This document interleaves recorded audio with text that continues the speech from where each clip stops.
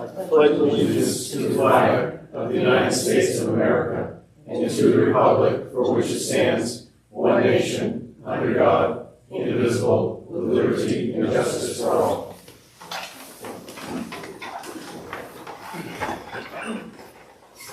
All right, Jody, give us a roll call. Anthony Reynolds. Here. Eugene Sullivan. Here. Stephanie Euler. Here. Jonathan Smith. Here. Brian Benziano. Here. Debbie Koalas. Here. Dave Hart. Here. Aubrey Searway. Here. Hannah Leaning. Here. All right, I'd like a motion for the approval of minutes of December 8th. So moved. Oh, second. Okay. Any discussion? All those in favor? Perfect. All right, the chair has no comments tonight. So superintendent's report. District goals progress report on 2025-26. Committee members, I'll be using the screen up front, so if you would rather sit someplace else or turn, I'll give you a moment to do that.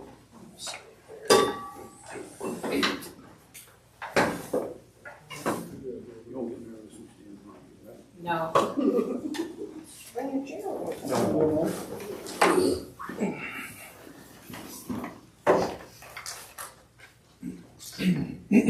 It's my pleasure to welcome in the new year and to just take this time to refresh everyone's memory on the district goals that we established for this current school year and to give you an opportunity to hear about the really fine work that's happening thus far. This is meant to be a progress report. As we move into late May and June, I will be back again with a much more thorough final presentation, but I always find it's not only helpful for me as a district leader, but for our trustees to be reminded of what we're working on and where our progress is thus far. So our Herman High School mission statement, which really speaks to our students at all levels, I believe, is that we are preparing students for personal success in college, career, and community. Our first goal that begins to address that mission statement is that we are cultivating an academic environment that fosters critical thinking, creativity, and innovation. And specifically, the 5 objectives on the left are the things that we agreed that we would be working on this year, ranging from developing a curriculum renewal plan, which I know our curriculum subcommittee members have delved into at all of our meetings, working to bring in generative AI, specifically for us through Magic School, and the committee members had a very fine presentation from some of our high school teachers in November or December on how that's working at our high school level. We are working on creating a digital literacy program. We did some initial work with that during our October Professional Development Day, and we're continuing those discussions with our librarians, especially at the elementary and middle school level. We are establishing a plan for grade 4 elementary band instruction. This will come up a little bit later when we talk about new course proposals. We're really ready for this. The elementary school music teacher has room in her schedule to pick up band instruction for next year, so there'll be no increase in staff. And we've already planned with our high school band to visit the elementary school in the spring. We affectionately call that sort of like the petting zoo, where kids get a chance to see the different instruments and hear them and try them out. And so that's in place for the spring. And finally, to establish a plan to identify grade 4 students for accelerated grade 4 math. And this also will come up a little bit later when we talk about new course proposals. But we're moving along on this. We have criteria that we've identified. We've also taken that criteria that we believe we will use, and we've applied it to this current 4th grade group, just to get a sense of what our numbers might look like, how many students we'll be meeting, what we think is very, very solid criteria. Just to delve a little bit further into the curriculum renewal plan, you've seen this before. What this means is it really brings us out 5 years as to which content areas will receive focus and where the piloting and the writing begins to happen. So this year we're working on social studies, K through 12, and then technology and media. With regard to social studies, we've had some really, really dynamic meetings with our teacher representatives. We're currently drafting a K-8 scope and sequence that really builds concepts gradually across the grades. Ideally, we're looking to move from a local to global scope so that, for example, in kindergarten and first grade, you're really working on who am I as a member of my class? Who am I as a member of my family? And then by second grade, you're beginning to look at the town of Herman. By grade 4, you're beginning to look at the state of Maine and Maine's place in the nation and what the resources are and the rich history in Maine. So that local to global is being fleshed out now. We don't anticipate curriculum writing being needed just yet. We'd like to take our time and identify some resources that are really age appropriate for our students. But I am going to talk a little bit about grade 5 in particular, again, when we get to new courses. And then you see how the rest of it starts to lay out as we move across the years. Our second goal speaks to energizing district, school, and teacher leadership to create an innovative and dynamic learning community. This encompasses things ranging from how we design professional development, which is highly inclusive of teachers who are not only helping to plan the day, but also taking part in presenting sessions. We're also looking to hold a spring workshop series, which would be some optional after-school workshops for teachers. They can gain credit toward their recertification process, and it helps us to continue to move forward on the things that teachers have told us they'd like to have additional learning on. As I indicated in number 2, our curriculum committees really are comprised of teacher leaders so that they are making decisions that are authentic to the classroom and that their voice really brings leadership to their grade level and to their school. I'm going to skip to providing a positive pre-K to 12 transition program for students and families. This actually moves beyond how we orient parents to the school or how we help children to feel comfortable in the new school. We're delving deeper into how do we articulate, for example, between 4th grade and 5th grade, because we have very fine title programs and intervention programs in the elementary grades. How do we continue to let the middle school teachers know what strategies are working for those identified students?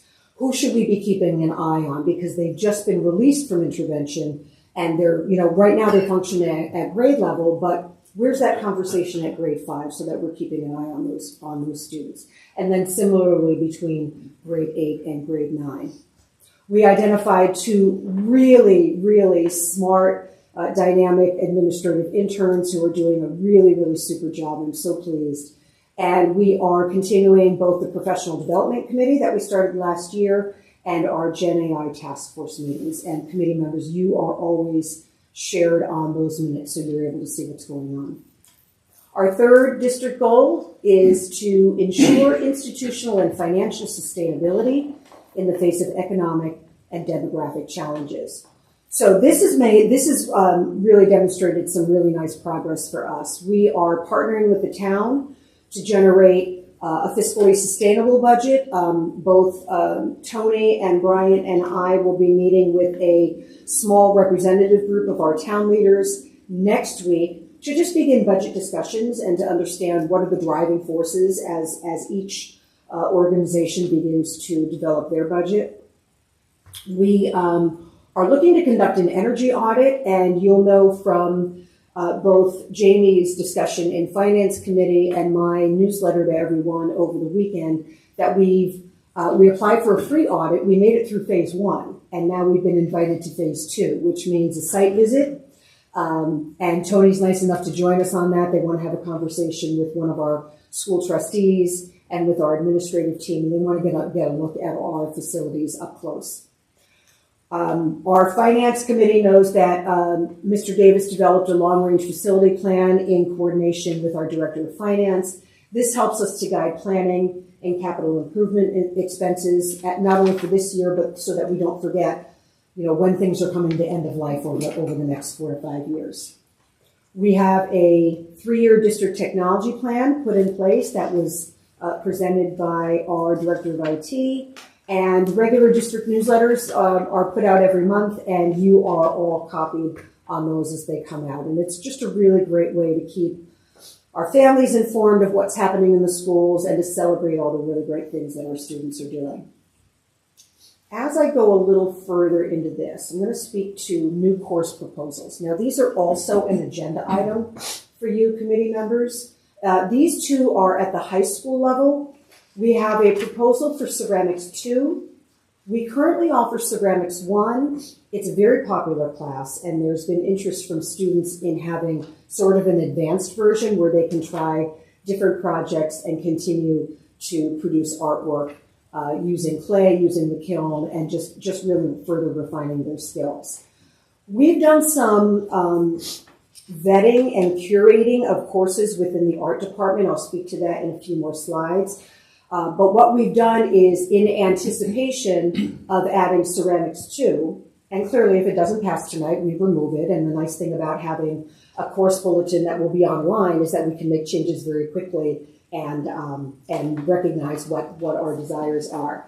But we're looking to remove 2 courses from the art department on a temporary basis so that we can refresh them, have a consideration as to how AI will impact those particular classes, and that way that would make room for Ceramics 2. We want to be mindful of how much we're using our single art teacher in teaching a wide array of art classes. The second proposal is for World Contemporary Affairs. This would reside in the Social Studies department. One of the culminating experiences of this class is that students are preparing for the Camden Conference, which is a geopolitical conference held each year in Maine. There's always about 20% of the attendees who are high school or college students. And so a lot of the work that the students would be doing up until February when the conference is held is that they would be preparing for some of the topics that are being discussed, doing their own action research.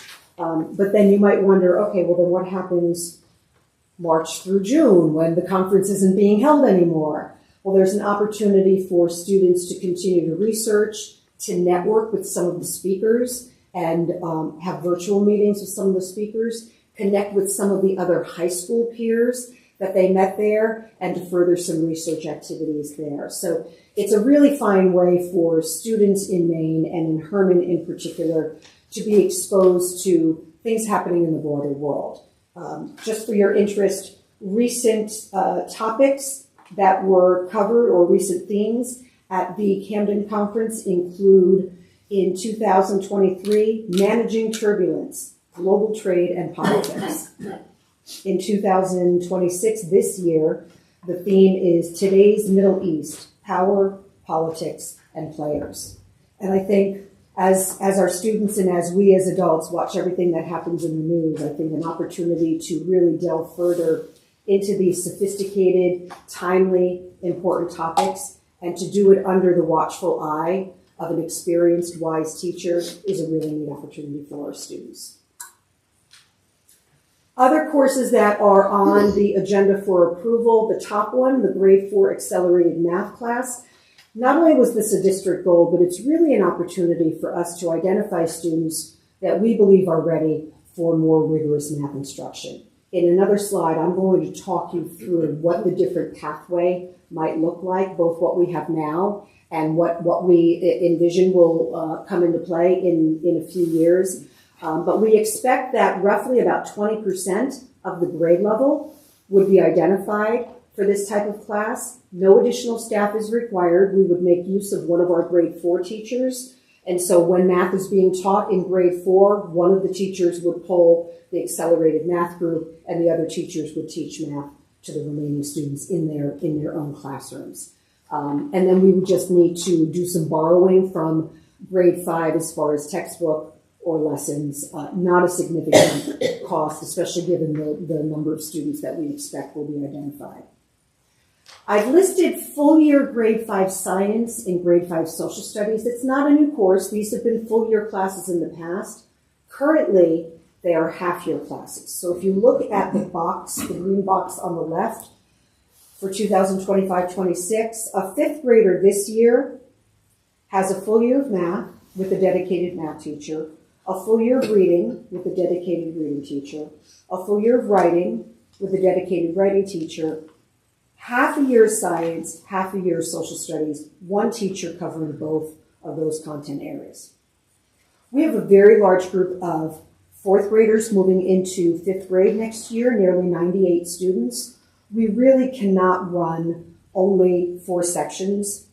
It creates really large class sizes. And further, I just think by the time you get into grade 5, to still be doing a half year of social studies and a half year of science is a real disservice to our kids. So what we would propose for 2025-26, again, not for approval, these are courses that we've had before, and this is an administrative decision, that we would run a full year of math, reading, writing, science, and social studies. We don't need to hire additional staff because that large group from 4th grade is coming over to grade 5, and I'm working with Dr. Davis to identify an elementary teacher who would travel over and be the grade 5 teacher. So we're able to do some in-district transfer without adding staff, making use of our wise and experienced teachers as we bring a full year of science and social studies to grade 5.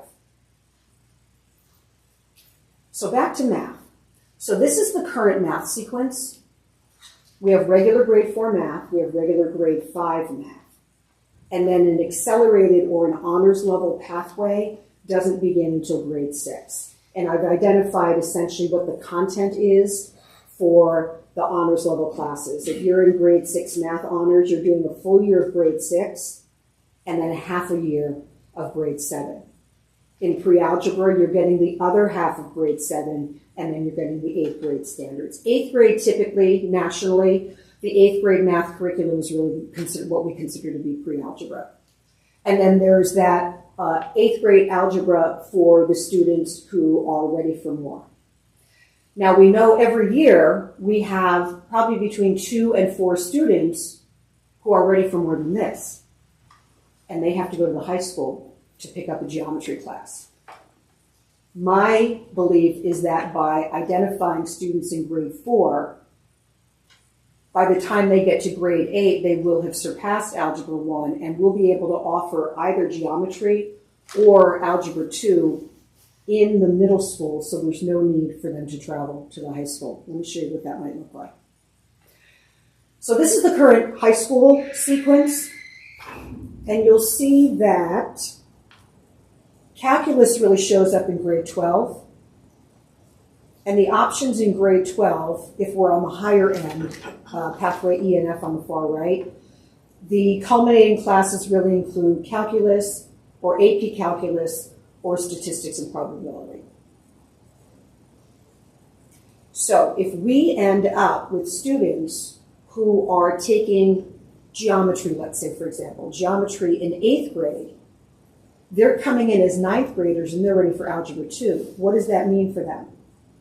Well, it means that they might still try AP Calc or statistics and probability, but it means we also might explore such classes as multivariable calculus or linear algebra, which would be a really nice problem to have. But it's also something that we don't need to decide right now, because the students who are being recommended for accelerated grade 4 math that will eventually move through this pathway, they won't be ready for junior and senior year in high school for another 5, 6, 7 years. So we've got some time. This is the pathway that we are proposing. The top row is what we have in place right now, right? Regular grade 4 math, regular grade 5, grade 6, grade 7, grade 8. We also have the middle row in place, and that's that grade 6 honors, which then in most instances leads to pre-algebra and algebra. What grade 4 accelerated math allows us to do would be to take that group of students and as they move into 5th grade, create a grade 5 honors math. That class isn't there right now. As that class goes into 6th grade, some students might opt to back down and do grade 6 honors math, but our belief is that with the curriculum that they're being exposed to, they'll be ready for pre-algebra, which means algebra in 7th grade and then geometry or algebra 2 in 8th grade. And then it lets us, as I indicated here, reconsider over time what makes sense for students as they approach really their top of their math experience. I've had instances where we've had enough students in higher level math classes that we have offered multivariable calculus.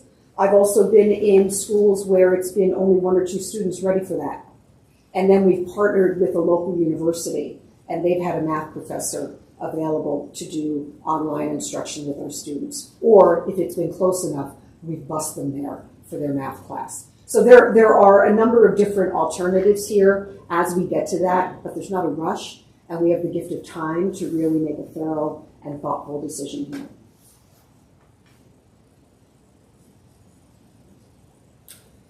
Other new course proposals. Middle school chorus. Now, chorus is not new. We offer chorus in our elementary school. We offer chorus classes in our high school. Currently, in the middle school, chorus is only available as an after-school club. And it really, I think, makes it difficult for students who may not have transportation available to them, so they're not able to stay after school. It also is very difficult for us to create almost a pathway or a feeder system for high school chorus when you have that gap between 4th grade and then 9th grade. So by offering chorus at the middle school in 5th and 6th grade, and then we're thinking as an elective option, not a requirement, in 7th and 8th grade, that this is a way to not only address student interest, but continue to build a strong vocal program at our high school. We can do this without additional staff. Mr. Walsh and Mr. Freeman are able to look at more effective scheduling strategies, and we're able to make use of existing staff with this class. And then grade 4 instrumental band I spoke about briefly earlier. Again, this would give us an opportunity to start students in band a year earlier. Right now it's in grade 5 at the middle school. I think to be able to start band in your elementary school setting, it's a smaller environment. You're able to really learn. If you've had children learning instruments, you know what it sounds like in the beginning. And to do that in an elementary setting with a band teacher, a music teacher that they've known for years already, and to really begin to build a pattern of practice, playing with a group, I think it's more likely that we would keep students in instruments as they go to grade 5 and continue to build our band program. We have a real fledgling jazz band that's in place at our middle school, and we want to make sure that we really support our musicians. And I think beginning instruments in grade 4 is a really natural way to do that. And again, we're able to make use of an existing teacher, so there's no additional staff here. Before I move to program of studies, can I pause for a minute and just see if you need me to go back over any slides or if you have questions? For the instruments for the 4th grade, do we already have them? We do have some instruments. Most schools, like we do, keep the larger instruments, like our drums or our tuba. But what we also do is at the end of 3rd grade, our band teacher will send home some information to parents so that they're able to see different music shops around the area and where they can rent from if they like. Renting is always nice, unless it's one of the larger, more expensive instruments. Because you're paying a nominal amount every month. The students feel it's their own, and they're really able to practice regularly on it. Whereas the larger instruments, really because they're difficult to transport, your practice time is limited because you really can't bring it home for any length of time. Okay, thank you. In the energy audit, you said that we're in phase 2. How many phases are there? Jamie, how many phases are there? I believe there's 3. Okay. We'll find out after. Is there like a criteria you need to meet to go to phase 3? No, they opened it up to every district in the state, so they did the selection process. So as long as we don't mess up the site visit, we think we'll be okay. Yeah. On the slide where you talk about curriculum evaluation and then implementation, so that timeline, so yeah, my note was about the math in 28, 29. is that subject to change, or is that It is. based on need? It is subject to change. In fact, I'm already thinking that because of the work involved in any sort of a literacy and English language arts revision, it may make sense to push that back a year and let something else move up to take its place. And you all know, because we revised over the summer, the grade 6 math and the grade 6 honors math curriculum were both revised. We're proposing accelerated grade 4 math. We're already making some recommendations in the math program. It may make sense for us to pull math up a little sooner so that we can just look at everything all at once. I'm confident that what we're recommending tonight, as far as especially the accelerated, is a great move for us. It addresses some student needs for kids who really could be doing more. And I think it's just a really good way to, as I stated earlier, address our grade 8 students with math content that can be handled and taught in our middle school, and that we don't have to be sending students to the high school, a small group of students to the high school for their accelerated math classes. So you said there's, I think you said for accelerated math, it's going to be open to about 20% of the students. That's what we anticipate. Is there, for like ceramics 2 or world contemporary affairs or some of these other ones, are there going to be a cap of students? And if so, how are they chosen? Brian, are you comfortable speaking to that? Yep, so if we're running, when we run the master schedule, it comes down to student selection when it comes to some of those courses. So if we had 30 students sign up for ceramics 2, for example, which I don't anticipate, but if we did, we would have to look at, are we going to run 2 sections of ceramics 2, or are we going to just run 1, depending on what other students sign up for. So it all depends on the numbers when we're looking at all those different courses. So we set the student select, then we create the sections from there. So it may be reducing several courses, and as Dr. Sargent mentioned, we anticipated that with reduction, by putting two courses on the shelf, if you will, we want to see if we're able to run that. And same thing with social studies. We've talked about, because of the options we have in social studies for electives, possibly rotating a schedule with those so that we can run all of them over an extended number of years versus every year. But it really comes down to student voice at that point of choice.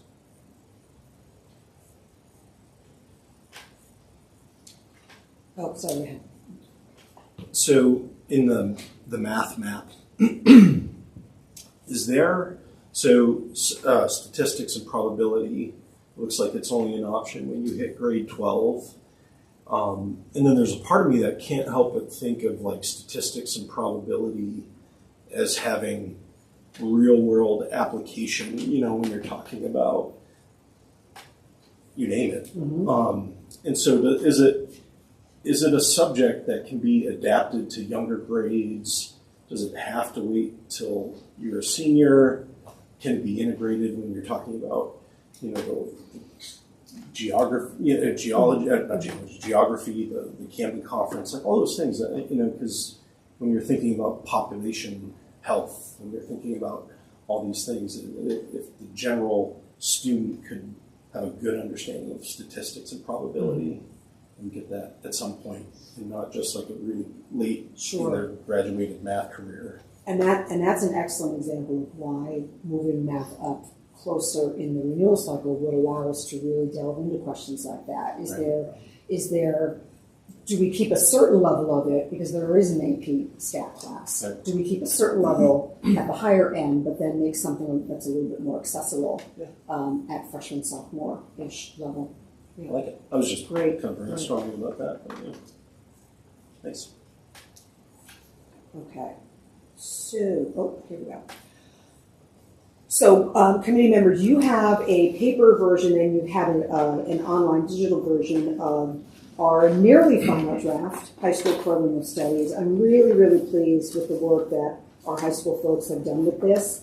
Our goals include these. We wanted it to be accessible, so it will be online, which means that if you don't have your course booklet with you, no fear. Just pull it up on your phone or on your laptop and you're all set. It saves us printing costs, and it also allows us to make changes much more quickly and to be responsive to any sorts of modifications that we may need to have there. We wanted it to be more flexible, and I'll walk you through some instances where we took a hard look at some of our full year classes and curated them to bring them down to semester level classes. We're looking at being a little bit more efficient. So some classes that have either not been subscribed at all by students or classes that have had very low enrollment, we're going to put those on hiatus for a year, recoup and determine if they need revision at all, or if maybe other classes are just taking their place at this point. Sometimes there are courses that sort of run a bit of a life cycle, and then we put them on the back burner for a little bit. We also wanted to make sure that for some of our courses that we were making sure that in the coming generation of AI, that these were classes that still made sense. And I'll walk you through some examples of those. So what's new and different? Courses that have not run or have had small rosters will be on hiatus. And this includes such classes as desktop publishing, applied topics in algebra, French 3, 4, and AP French, photography, graphic design, instrumental exploration. These have either not run at all or they've had nearly single digits in their classes. A course like desktop publishing has really outlived its time. And then we have classes like graphic design, where so much of the work now that graphic designers are doing is through Gen AI and AI automated designs. And so we'd like to take these classes, put them on hold for a year, and then determine again, is there a place for it now? Does it need revision so that we're keeping up with current technology and giving our students an authentic experience? In the case of French 3, 4, and AP, do we even have a population of students who want that? So those are courses that, again, not gone forever, but we just like to put them on hold while we consider how we can reimagine them and consider their appropriateness for our student body. Some electives will transition from full year to semester. So anything listed below here had been a full year class, and we'll be moving this to a semester class. World War III, American Her Story, Genocide Today, U.S. History through Music and Media. Psychology, sociology will be split so that Intro to Psych will be one class, Intro to Sociology will be the other semester. You do not need to take both. Controversies in Contemporary Asia, Theater Appreciation, Fundamentals of Acting, and Intermediate Acting. The ability to take something from a full year and bring it down to a semester level class really affords our students a great more deal of flexibility in their course schedule. So if I'm a student and I have room for one elective class, right now, if I want to take Genocide Today, that's a full year, and I don't get to do anything else. I can't pick up an art class, I can't pick up a theater class. But by moving some of these, not all, but some of these courses to a semester, now as a student, I have greater flexibility in my schedule. I can expose myself to more learnings that are of interest to me. I might pick an academic and a visual and performing art. But also for our teachers, it frees up and gives us more flexibility with our teaching assignment. So right now, if, let's say, World War III fills up, and I've got 20 students in there, I can't use that teacher for anything else during that period.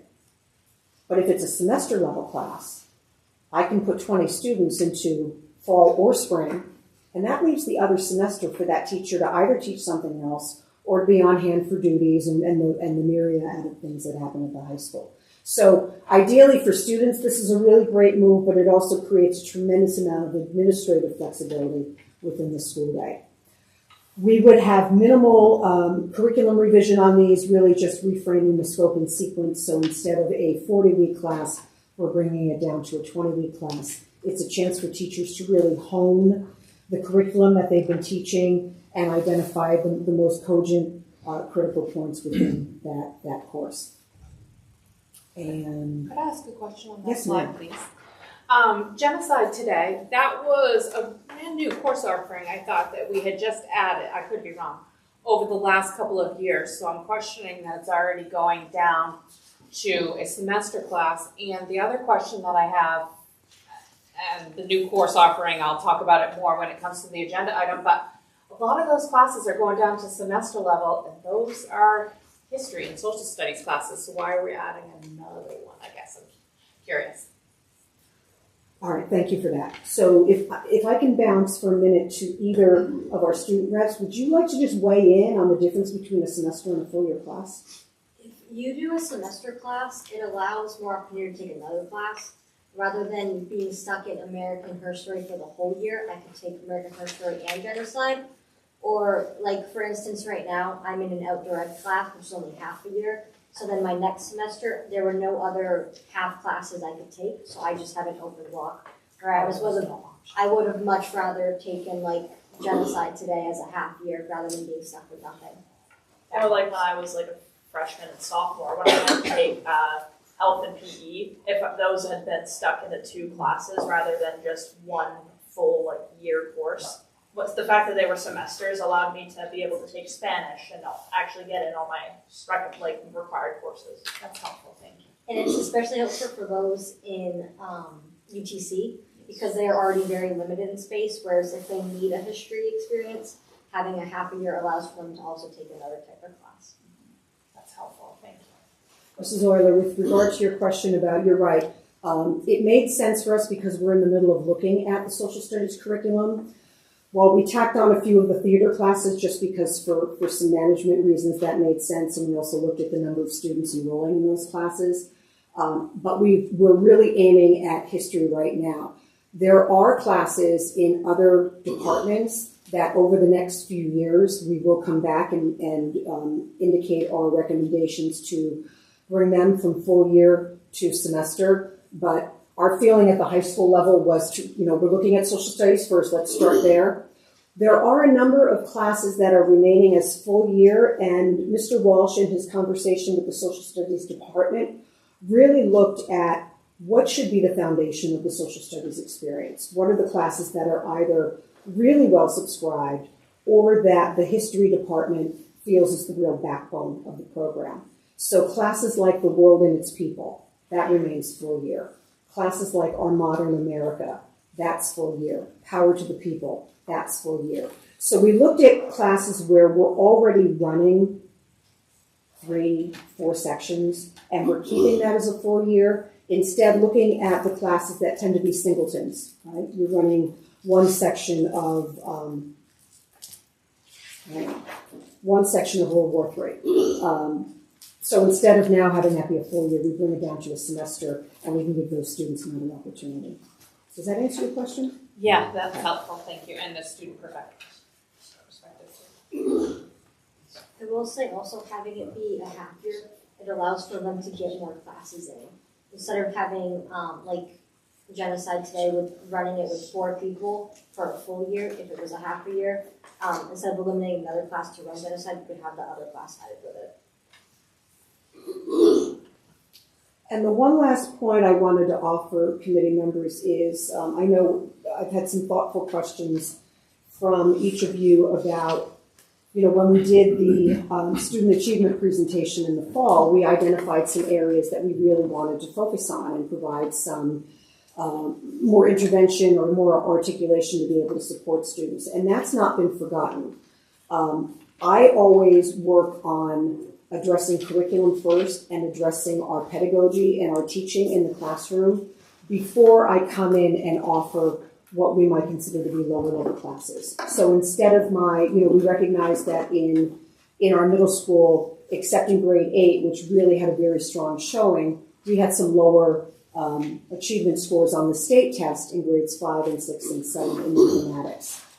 Our response to that is that we've put in place some math tutorial work, some math remediation work through the study hall that the students already have. So they're with their classroom teachers. They're doing some foundational review work to build up their skills. We've also, as we indicated at that time, we said that we were going to re-engage our grade 5 math teacher with the elementary teachers at grades K through 4 because they're all using the Bridges math program, and we wanted to make sure that There was clear consistency in the expectations, the use of materials. That is in place, and I know Mr. Freeman has arranged for visits back and forth with those teachers. So each of those things, while it may not show itself in what we're offering for new classes, because some of them seem aimed at the higher end, it still all is with the result of, or with the aim of, addressing student need, continuing to offer choices for our students, and to really have something for everyone, whether it's a student who envisions themselves as a craftsman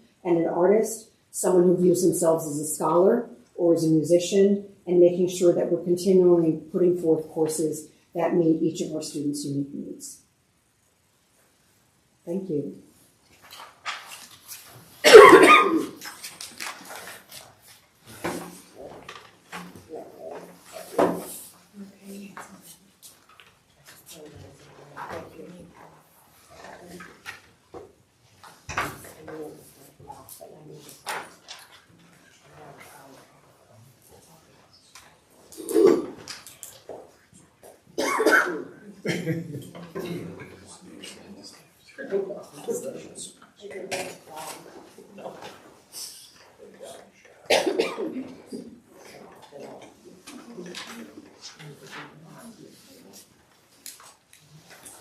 Okay, I guess we're ready for a student report. Anything again?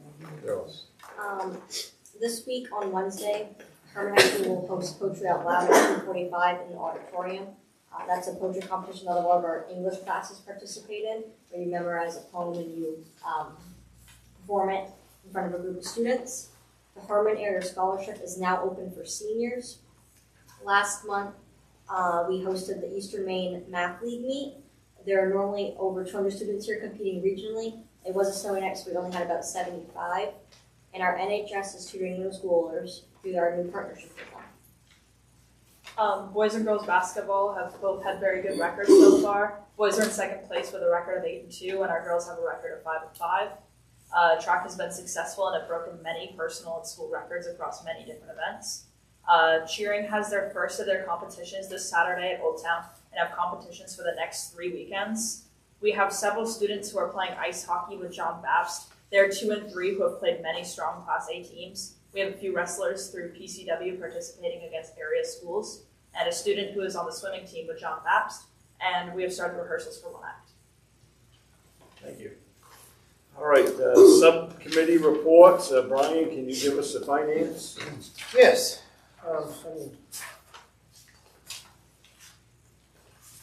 Good organized here.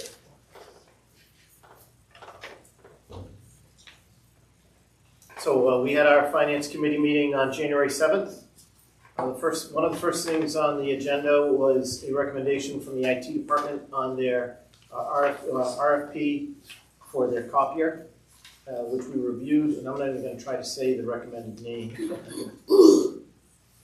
But we received a recommendation from the IT director, and the process resulted in if we approve the contract, a significant savings per year of almost $14,000 a year. So thank you very much to Mr. Bridges for his work on that project or that process. We definitely appreciate it.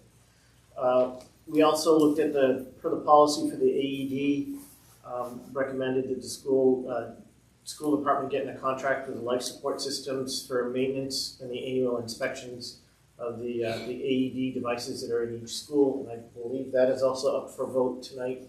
And that's something the Finance Committee also supports.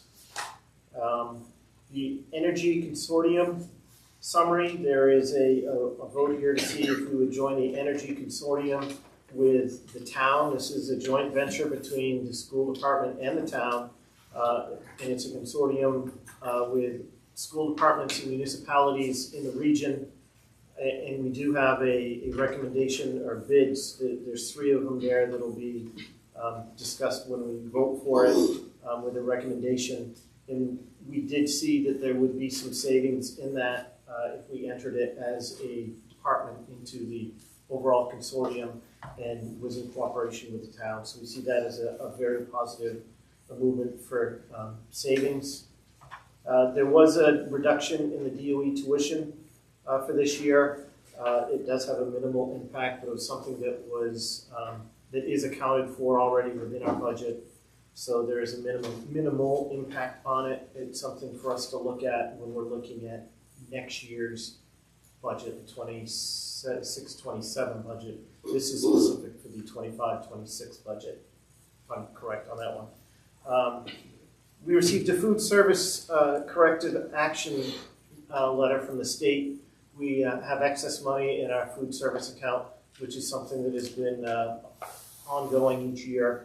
And the food service department has, through the superintendent, has shown a get well plan of purchases that they can do to work down that excess money that can only be focused on food service type products.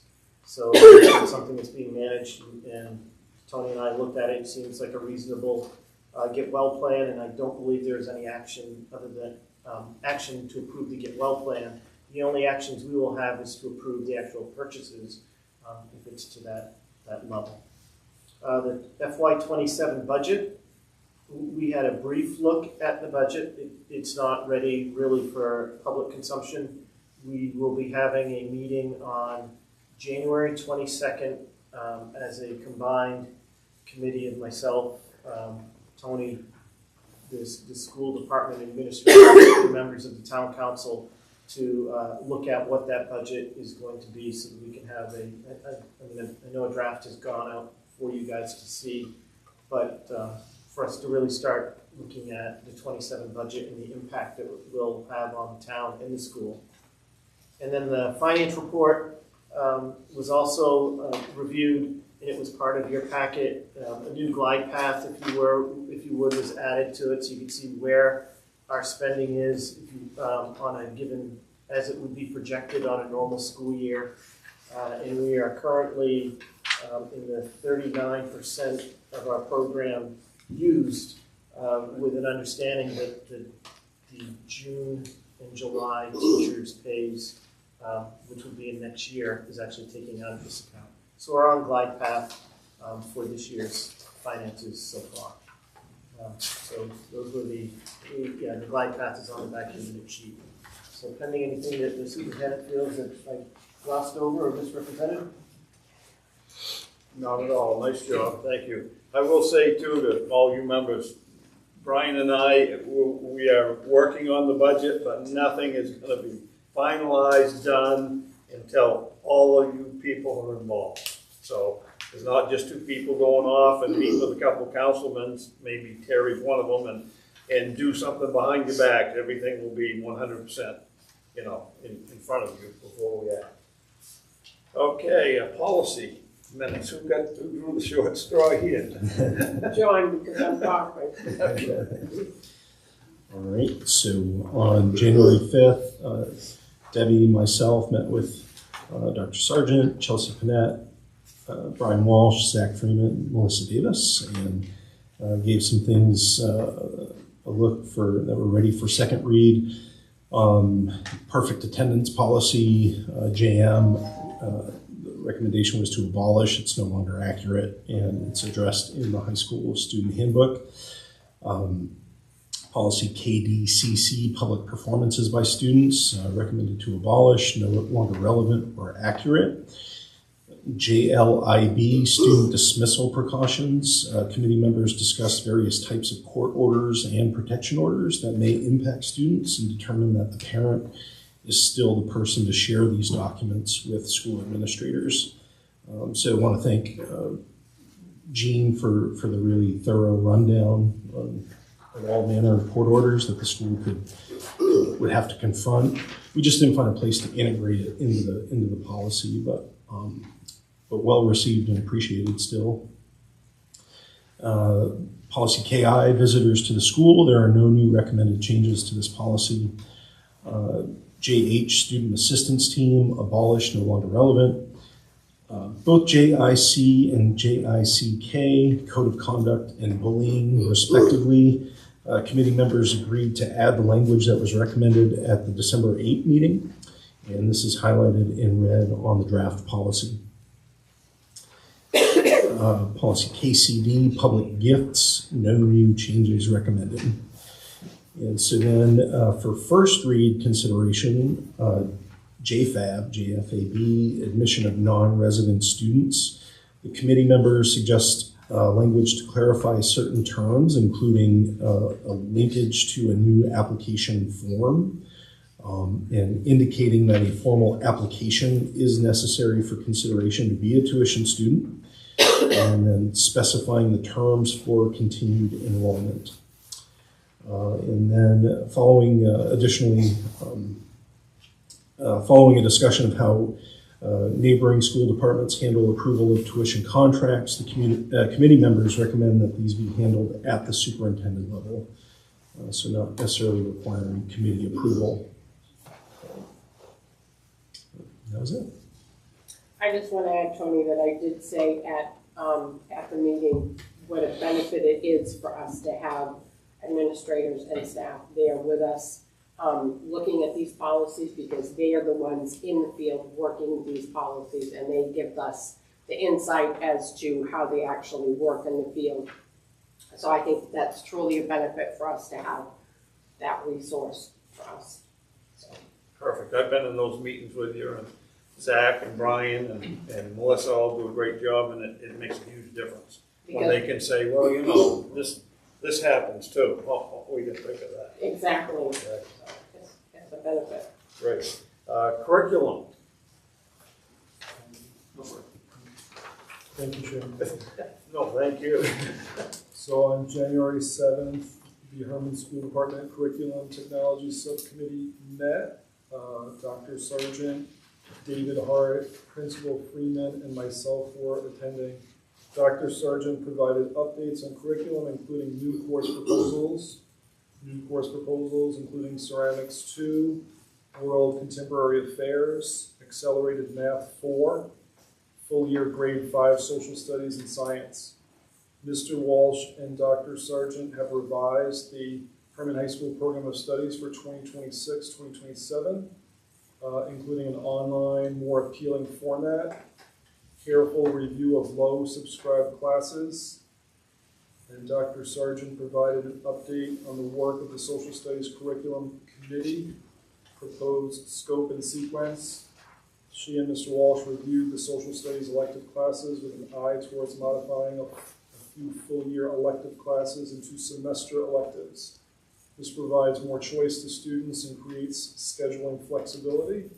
This includes World War III, American Her Story, Genocide Today, U.S. History through Music and Media, Psychology and Sociology. Okay, thank you. Now we're on to, we don't have any negotiation yet to report on, so we're on to public comment. Would anybody like to speak? No. I would like to thank Terry for being here, because I know she attends a lot of meetings, so it's great to have her here at this one. All right, business and finance, move to approve some donations. So moved. Second? Okay, you guys want to do both of them? Yes. We're on here, okay? Any discussion? All those in favor? Thank you. And now, motion for the AED service. So moved. Move to approve the Life Support Systems AED service agreement. Second? Okay, any discussion? All those in favor? Perfect. Any abstentions? Oh, I'm sorry. Sorry. Thank you, Stephanie. All right. Now a motion on the photocopiers. Move to approve the, This one? You're skipping one. You're skipping one. Oh, excuse me. Move to approve CES electric contract. So moved. second? Any discussion? All those in favor? Now we'll go on to the copiers. Two abstentions. I move to approve the Cairo Sierra photocopier contract. Did I say that right? Yes, Sarah. You're You're very very close. What he said, second? Perfect. Any discussion? All those in favor? Two abstentions. All right. And bus purchase. Move to approve the purchase of the bus for FY '27. Second. Okay. Any discussion? Yep.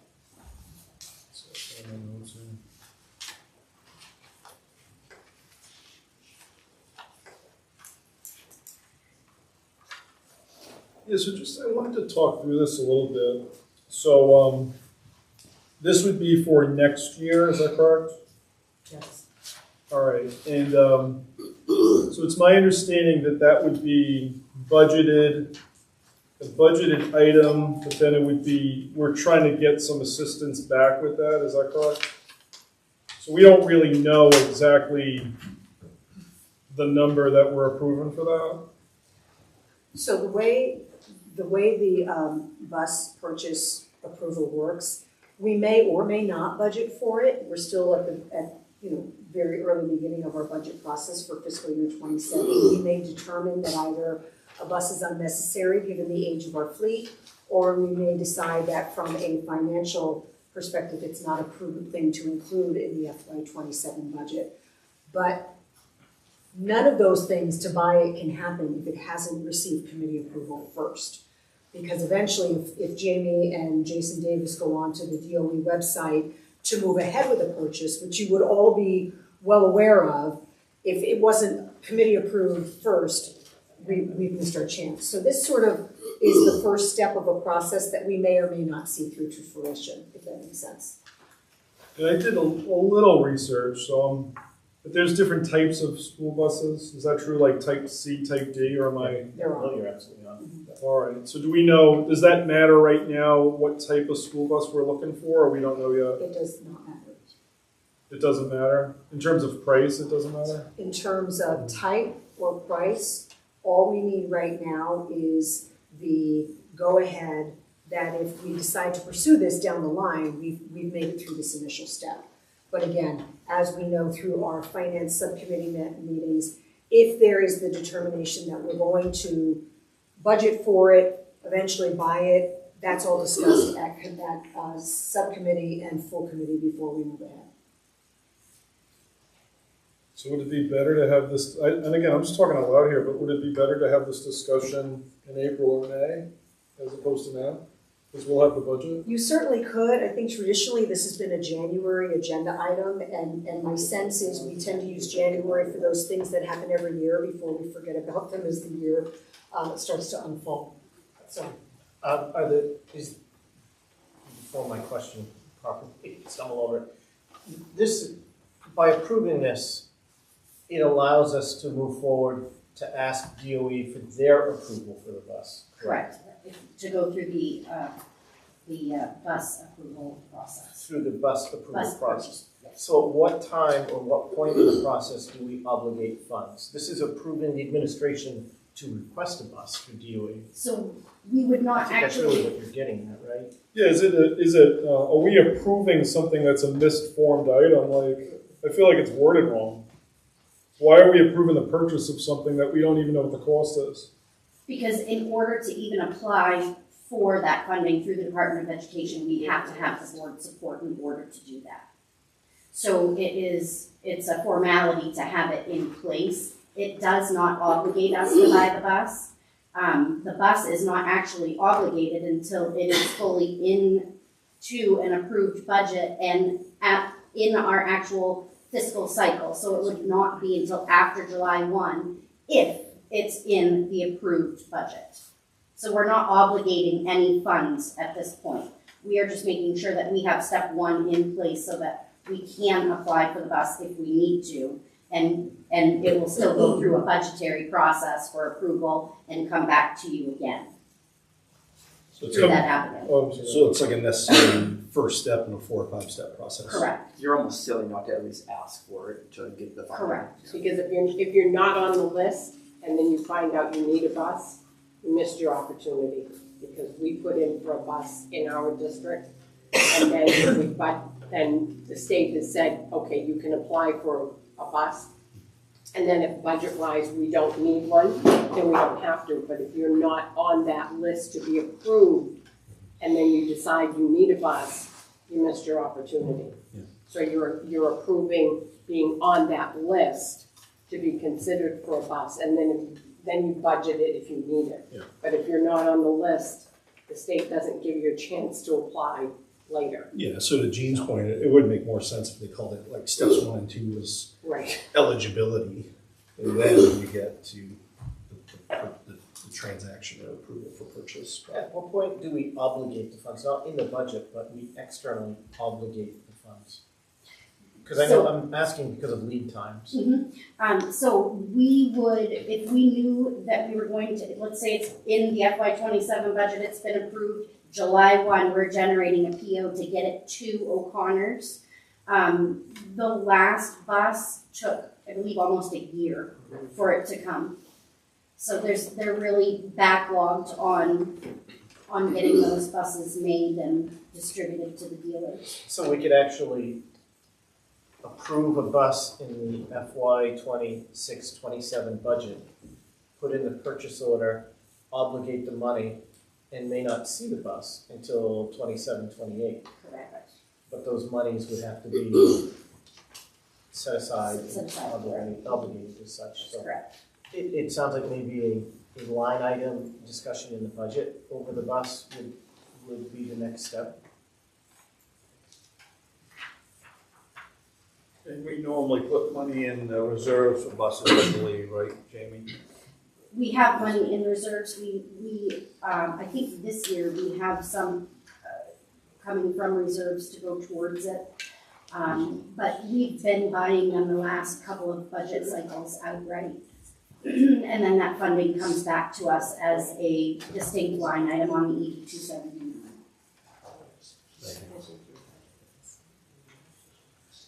But it's not completely free to us, because the number that comes back on the ED 279 is lower than the actual cost of the bus. So we are obligating our own general funds from the town to purchase the bus. It's just supplemented by Correct. the state. The state reimburses you. What is that program called, that the state reimburses the money? What's that thing? It's I don't know that there's an official name for it, but it's the bus approval program, and it's the Right. Because that's the real motion sort of that you're saying with the step 1 and 2, right? To initiate the bus approval Correct. process with what, the DOE? DOE. It's through the DOE Department of Transportation. So if we don't have this piece, we cannot get our name on that list so that we can get a bus if we need it, if it's budgeted for and if it passes. Do we know, like, historically, how much we have to budget for buses, just from prior purchase? I think last year the bus cost was $152,000, if I remember correctly. So, like, when you go to, I don't know, I think code DJ applies then, right? So it's like all bids in excess of $150,000 shall be approved in advance by the school committee. Is that what we're doing now? This is kind of one of those sole vendors, because we buy Bluebird buses, they come from O'Connor GMC, that's where our buses come from. There's no bidding? I'm sorry? There's no bidding? It's all free. The state has done that bidding process, so O'Connor would be the Bluebird vendor through that bidding process. So, Jody, excuse me, please. Who did the first and second for this motion? You did the first and John Smith did the second. So what I'm hearing us say, could we amend the motion to say to approve, help me out with the wording, to approve the bus to initiate the bus approval process with the DOE? That would work. Yes. Is that? That's what I'm amending my motion to. I would second that. Okay. Did we already withdraw the other motion? Yes, I'm withdrawing. Okay. Okay, and you're seconding it, Gene? Yes, sir. Any other discussion?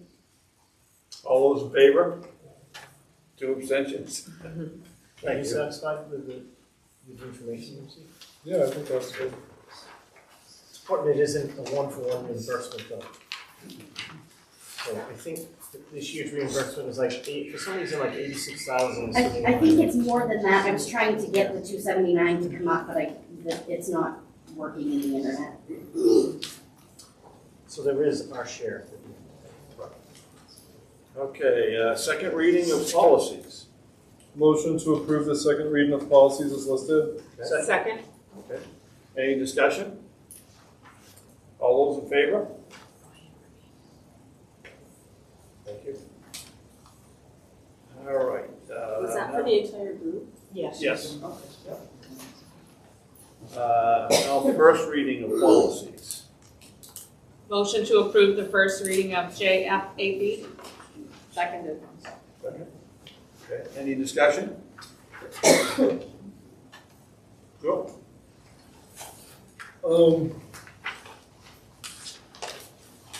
Let's have some notes here. So the superintendent may revoke the admission of a non-resident tuition student if the superintendent determines the student cannot obtain an appropriate education in an existing program or class at the school for any school-related reason, including attendance. So I didn't think that was consistent with existing policy. So like policy JI, when we talk about student rights and responsibilities, I would think that would apply to all students that come here, even tuition students. So,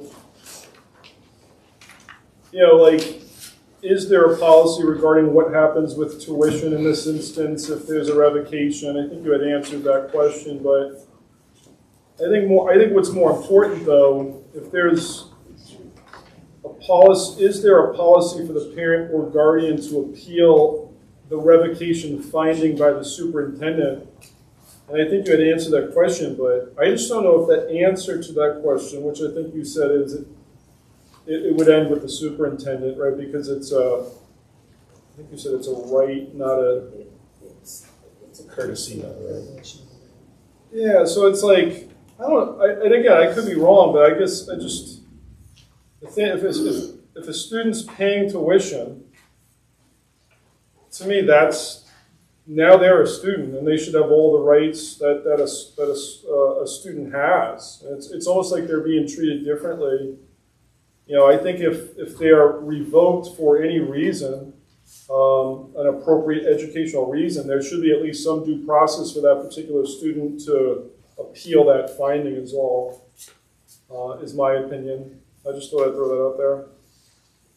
We can certainly bring that back to our next policy meeting to flesh out a little bit further. Wouldn't that revoke be the equivalent of expulsion for our own, I should say our own, but a local student?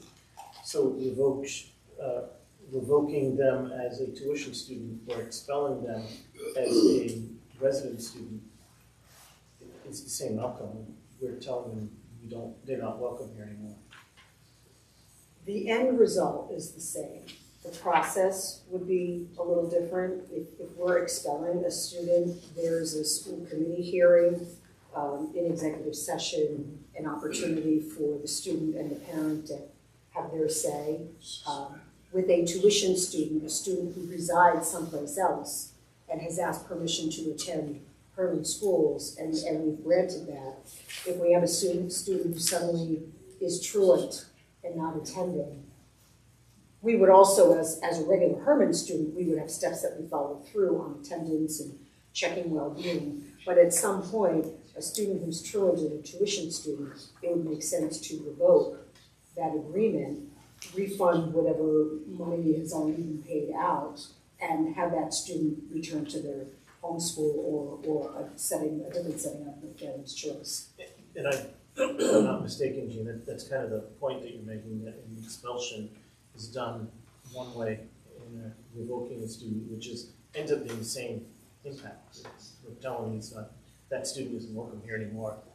It's two separate processes. You're asking if they can, at the end point, be aligned or join at some point. Yeah, it seems like there's more protections for the expulsion process, and the revocation process seems a little bit more unforgiving.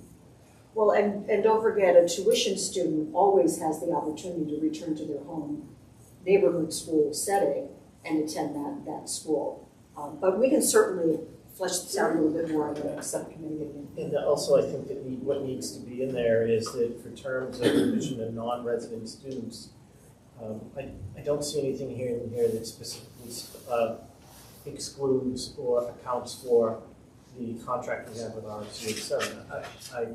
I look at them as a tuition student. Well, I was just looking at that. I think that's kind of covered in A. I think that's speaking to us. So that would lump us into this policy, I think.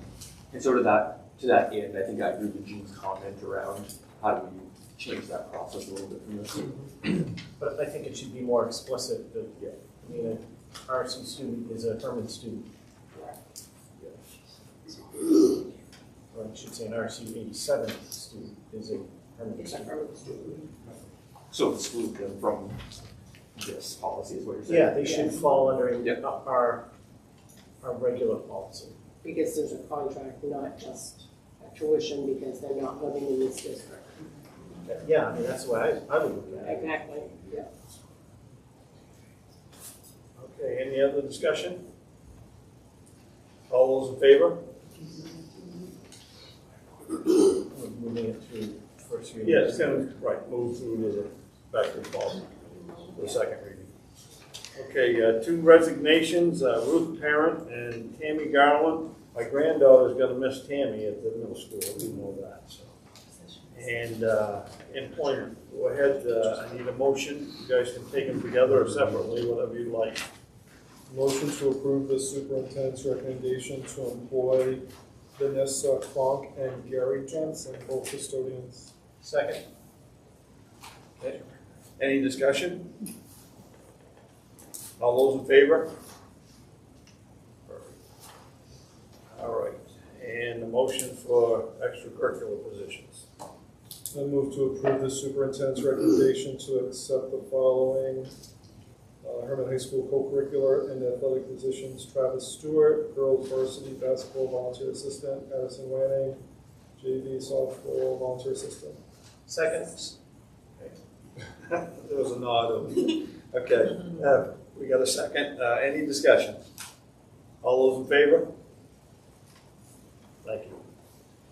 All right, and now motion for, move to approve the new course proposal. Ceramics, you guys want to do them one at a time? Yes, please. Okay.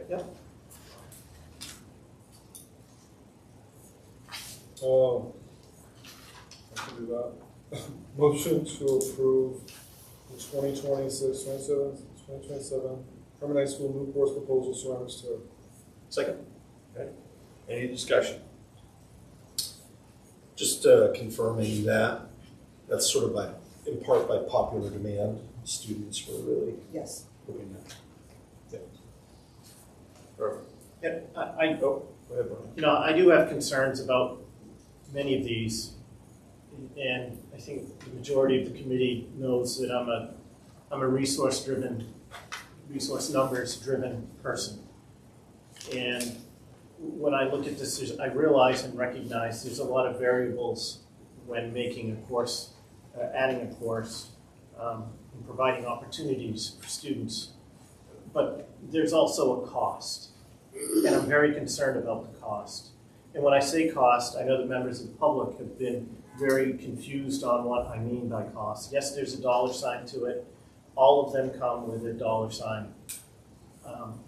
Our biggest resource that we have as a school committee is actually our teachers. So we're putting a person in there and we're adjusting their time. And then we have space in the building that we're looking at.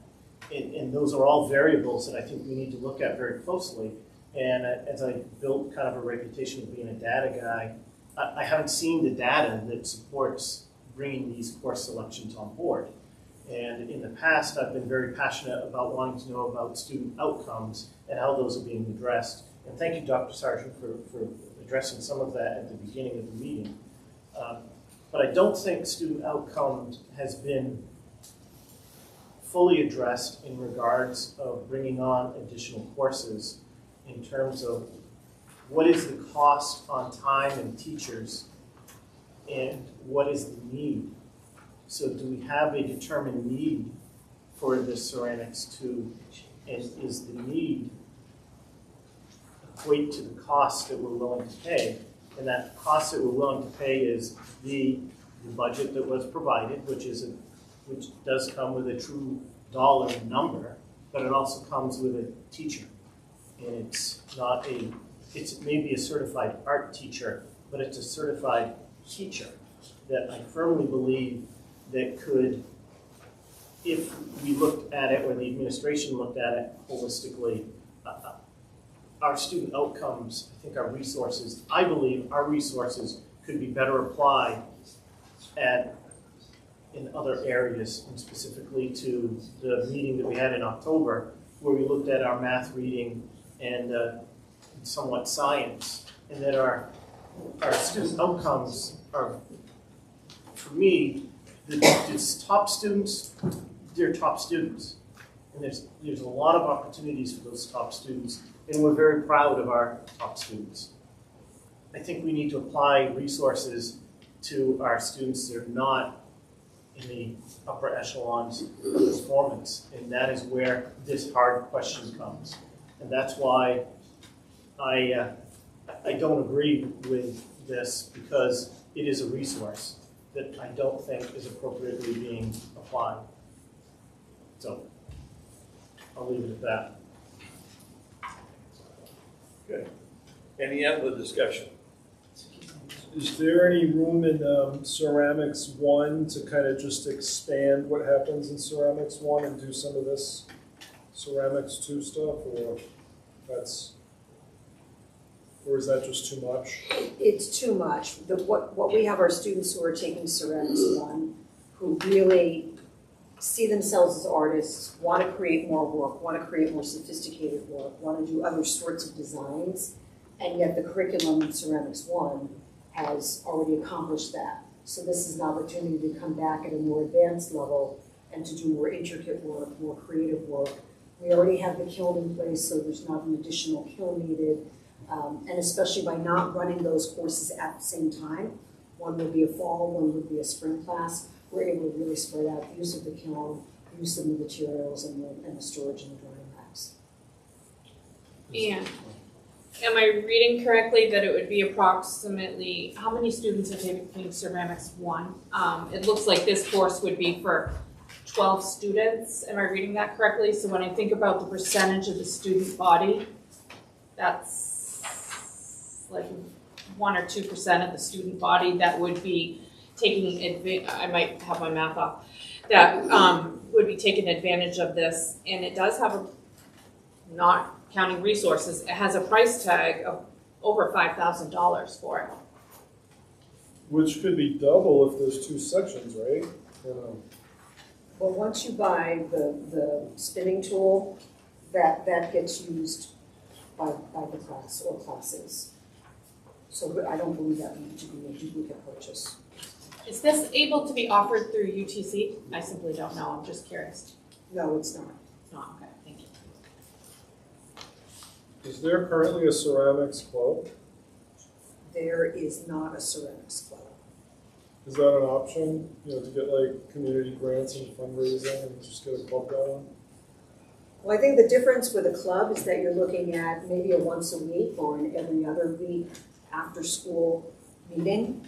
Not enough time to devote to putting your project together, having it fired and ready to be fired in the same amount of time as you would with a ceramics class where you're meeting every day. Why have you taken art classes?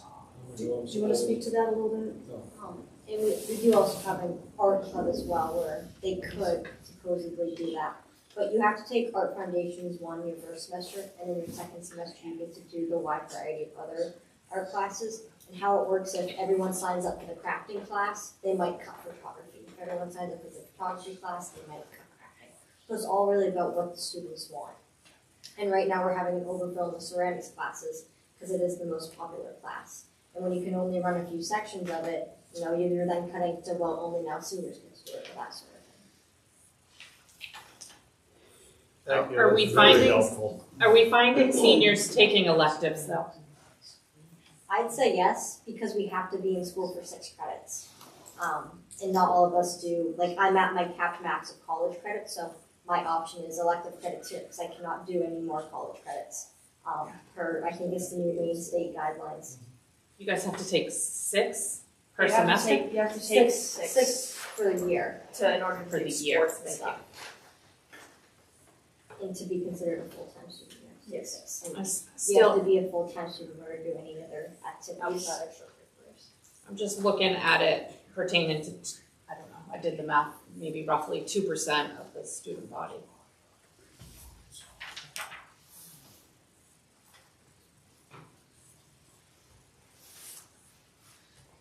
Okay, any other discussion? All those in favor? That's all right, go ahead. Is there I'm sorry, I didn't jump up in time. Is there an opportunity to table this maybe and just think about it more? There's really not. The goal is to have the program bulletin available to our families definitely by Friday of this week, at the very latest Tuesday of next week. Because then that triggers, you guys know, that triggers the looking through your courses, putting your requests in, and then the counselors need to begin to build the schedule based on that. And we need to assign teachers based on, as Aubrey said, are we running one section or two or three? So it really needs to be either a yes or no tonight so that we can proceed accordingly. And you may have answered this already, but are we hiring from within, just like transferring somebody, or we're hiring somebody new? There's no additional staff required. We are reducing out of the art department for next year, the photography and the graphic arts class. And the teacher herself was involved in those conversations and is very comfortable with ceramics too coming in.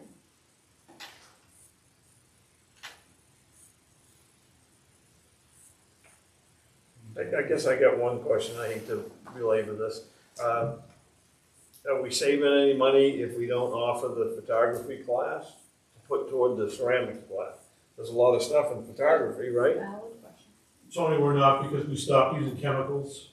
Okay. And so it's Dr. Sargent mentioned a shift to using technology and AI and some other things. And so photography, we're not saving those chemicals in the darkroom like we used to. We weren't using those anyway. The students' interest has shifted from that because a lot of kids can do that without, unfortunately, taking the class or feel like they can do it without taking the class. Okay. Thank you, Brian. Yeah, you're welcome. And it also, that just jumped out at me. I mean, if we're using AI with our photography and graphic, I mean, that's the direction we were heading.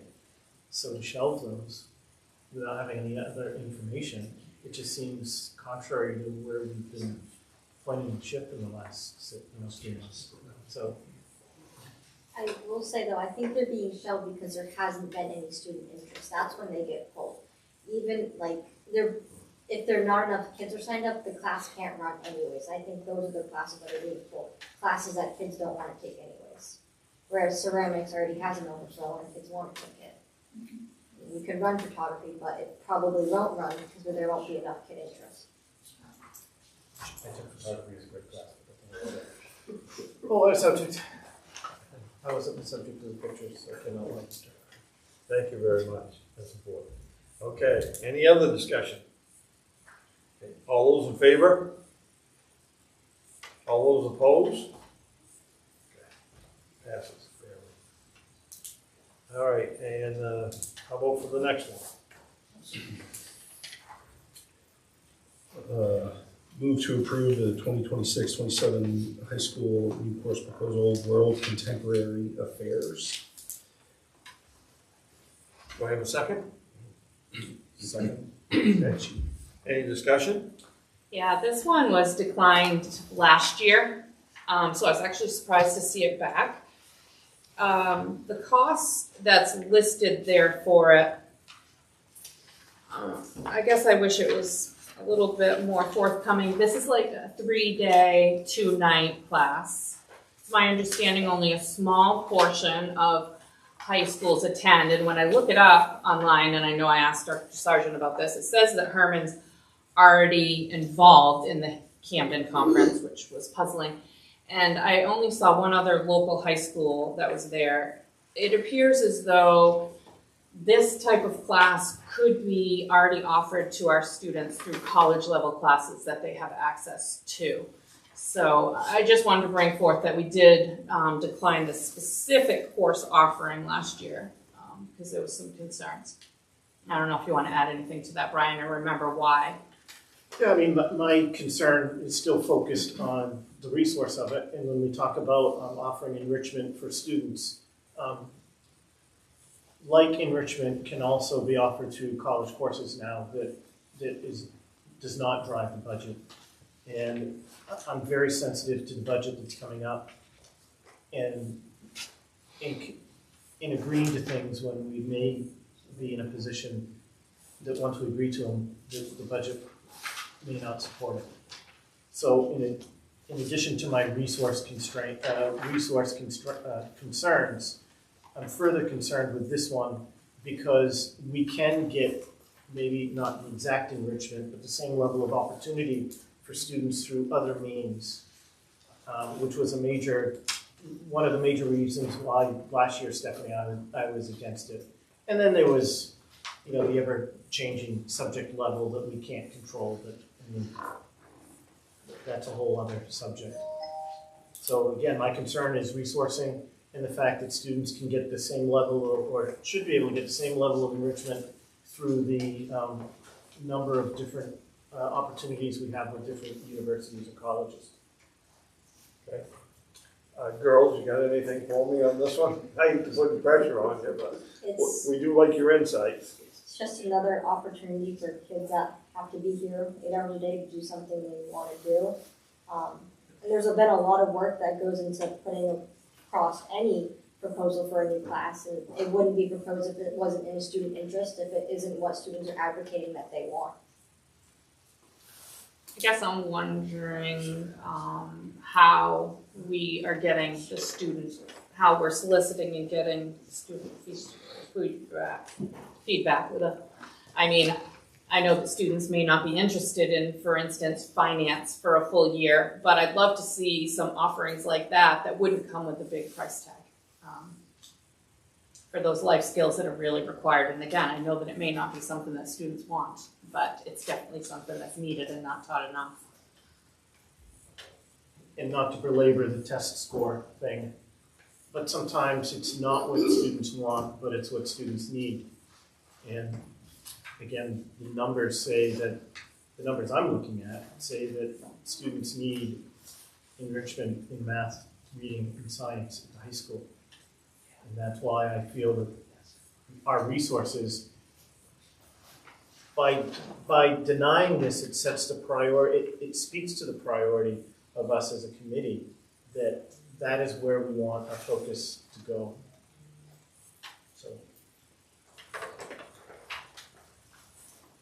Am I correct that the Camden conference is just like it's like the highlight of the course, but it's like only a small part of it, right?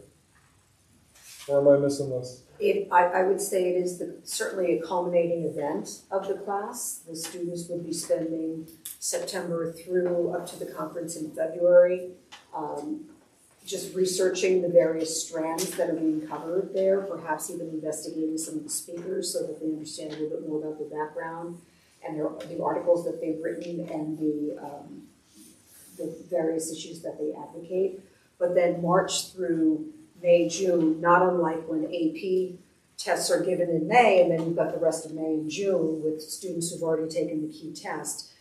March through June allows students to further explore strands from the conference, as I said earlier, connect with students and or professors who were part of the conference and connect with them on other sorts of research projects. I think it also really gives students an eye into various geopolitical issues that they really can just sort of snowball into lots of other areas. So what you learn about India might then be applied to Israel, and might be then applied to Egypt. And so it gives you really a process and a window into a particular region that then lets students decide, well, based on that, I want to know more about this. Or now we're seeing this in the news, and how does that connect to what we've been hearing about at the conference?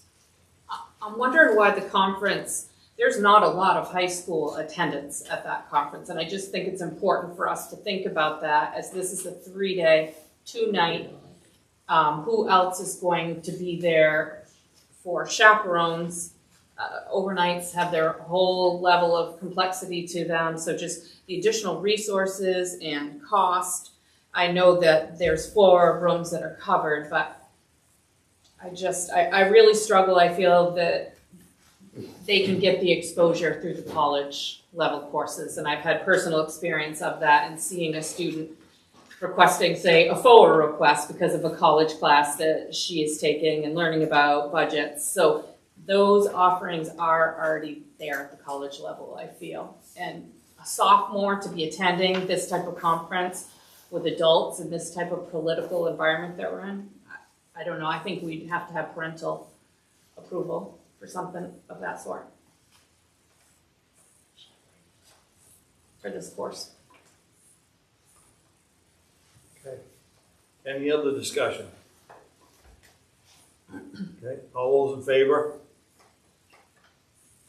All those opposed? Okay, didn't pass. All right, now, motion on the next one, grade 4 math. Move to approve accelerated grade 4 math.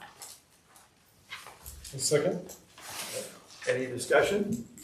Yeah, I really see this one from both angles. I like the aspect of what Dr. Sargent was saying, separating out, say, 20 students. I'm understanding it, that those students would all be on the similar level of math and they could really focus and hone in on that level. But the other thing that I'm wondering is the pathway for the future and what it looks like. I know some of those offerings are already there. I could be wrong, but I believe we didn't even have enough interest for AP Calculus this year. So I'm just wondering if we're starting the accelerated math at this young level, are we going to burn some of them out with that? Just for hypothetical, because like I mentioned, we didn't even have enough numbers this year to run an AP Calculus level. So I'm a little torn because I do see the benefit in having those students be separated out and to get the focus that they need. And perhaps that will allow the other students that might be a little behind in math to get that focus. So I don't know. And I think you're right, and it's difficult to look at who's currently interested in AP Calc when we would have a group of, is it that they're not interested or they don't feel ready? Right. Whereas we're really grooming a group of students who would be very ready for that if they choose to take it by junior or senior level.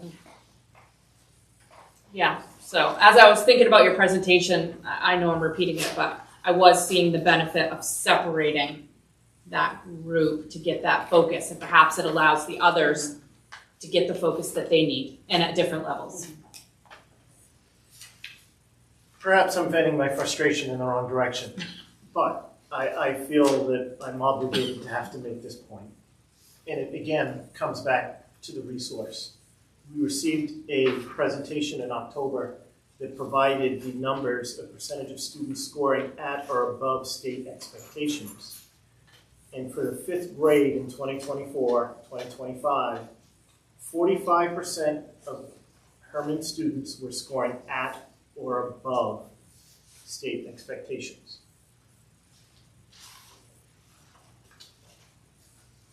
Do the public school math on that. That means that 55% of Herman students are not performing at or above state expectations. So as we as a committee look at this as a resource in managing of resources, where do we want our focus? And the fact that we have spent this much time talking about an accelerated math and we have not put as much effort into talking about how we help that 55% of students in the 5th grade, how do we provide them an increase in opportunity? I believe that's where our focus needs to be. It is not that I am against an accelerated math program. I'm being an advocate for those students and for over half of the students in the Herman Middle School that are not meeting the state expectation. And that is why we need to make sure that our resources are focused for those students. That's my problem. So is it an either or situation, or can it be an and? So you're grabbing your high achievers, your top students, like you had said earlier, and you're giving them an appropriate vehicle to continue on that accelerated path that they're already on. And then is there additional work to be done where we're giving the rest of the math curriculum, instruction, pedagogy a shot in the arm? so that we're getting people at state level and beyond. For tonight, I would not say it's an if or yes, no, because I don't think it's a yes, no, or if or answer. Yeah. But what this does, now this is my view, what it provides me, my view of the way we are focusing resources is the fact that this was the only vehicle given to us tonight, says that that is where the focus is.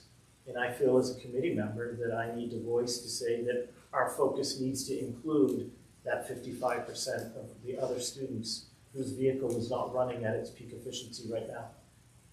55% of our students' vehicles have got check engine lights. And we're putting new tires on our sports cars. So where do we want to focus our efforts? I think we could manage both, but that's not the option that's before me tonight. And excuse me, just to be clear, as part of the progress check, when the strategic plan was presented to the school committee in September with specific annual goals, accelerated math was part of that at that time, was accepted as a district goal. And so the reason you're hearing it tonight is because the focus has not been on, let's revisit our student test scores. The focus tonight has been on where are we at with district goals, of which an accelerated math program was one of them, and because it's a new course proposal, technically, bringing it to you in full transparency so that there's not a feeling that we're rushing something or doing something that perhaps we didn't bring to the full light of day. And I do recognize that, Dr. Sargent, that it's part of our district goals. But also, if you remember, in September when we looked at district goals, a major tripping point that I had was how can we be setting district goals when we haven't looked at our student outcomes yet, because we're getting the student outcomes the next month. And that was because of a concern that we would be in this position. So again, it's not that I'm against a district goal. In fact, I would agree with John that it's not an if or. It's we can manage both, but where it doesn't appear to be managed, we are managing both at this time because the focus is on an accelerated math, not on helping our students that are not performing at a high rate right now.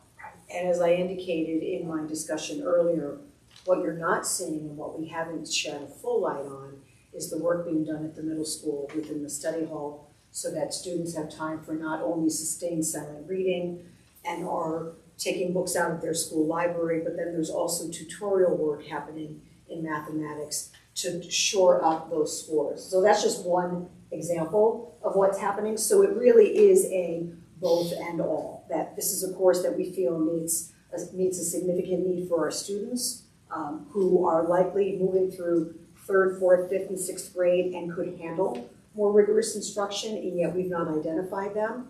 At the same time, continuing the tutorial, the small group, what remedial, if necessary, work for students so that we continue to strengthen their math skills as well.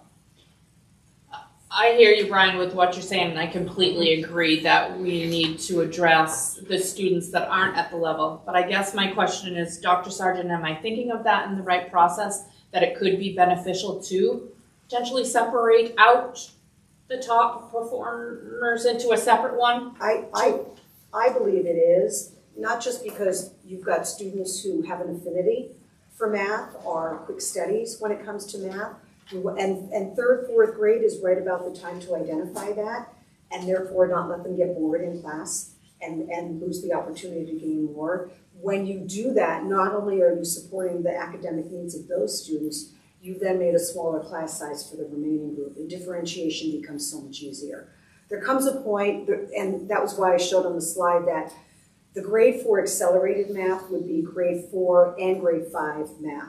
When we talk about differentiating in a classroom, it's one thing to have a teacher need to differentiate for students who may need a little bit of small group repeat work, right? Here's the lesson I taught, now I'm going to gather this small group of 4 or 5 kids and reteach it with you and do some guided practice with you to make sure you're getting what I'm teaching.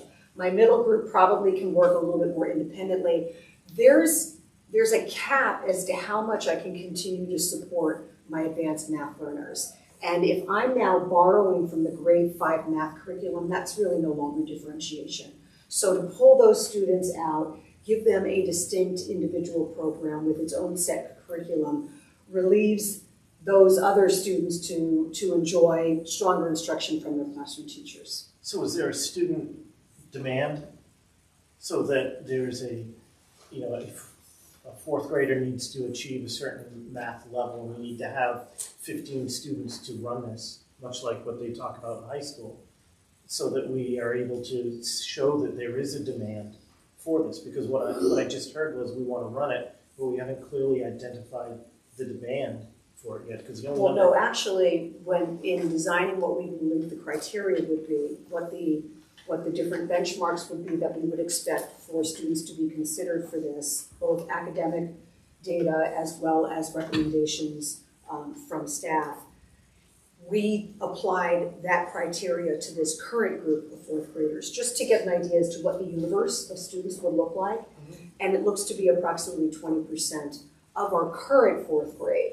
Now we're looking at really the third grade this year that we would be looking at recommending. So we're expecting, I would guess, between 20% up to 25%. And that's about right when we look at how these types of courses run in elementary schools and other places. Generally, if you're looking at your true, almost honors, for lack of a better word, you're not looking at more than 20% of your population.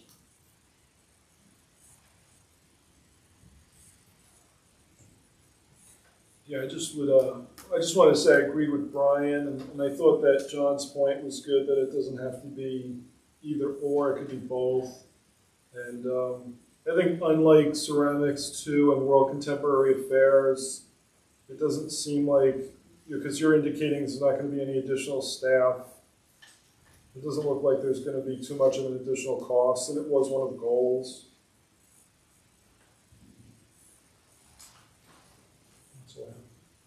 Okay, any other discussion? All those in favor? All those opposed? All right, and the next one. Move to approve grade 4 band. Second. Second. Any discussion? All those in favor? Perfect. And then the last one. Move to approve HMS course. Second. Second. Any discussions? All those in favor? Thank you. All right. And move to approve the second reading of the school calendar 26-27. Do I have a motion? So moved. Yeah, second. Okay, any discussion? All those in favor? Good. That included a Friday graduation date, correct? At this time, yeah. Well, it was just approved, so. Right. All right, now I just need an adjournment. No, move to adjust the approved committee dates of March, April, and May. Second. Any discussion? Those dates are being adjusted to align with town council budget meeting process. Yep. Right, and chair, the subcommittee meetings will be adjusted I for will. that. To happen before. Okay, thank you. Okay. Any other discussion? All those in favor?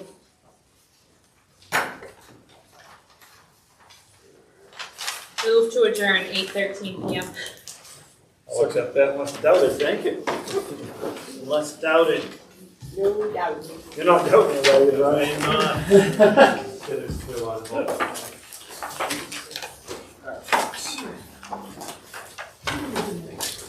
Brian, did you come up with that check engine light? Right on the fly, man. Yes. Right on the fly. That was a great one.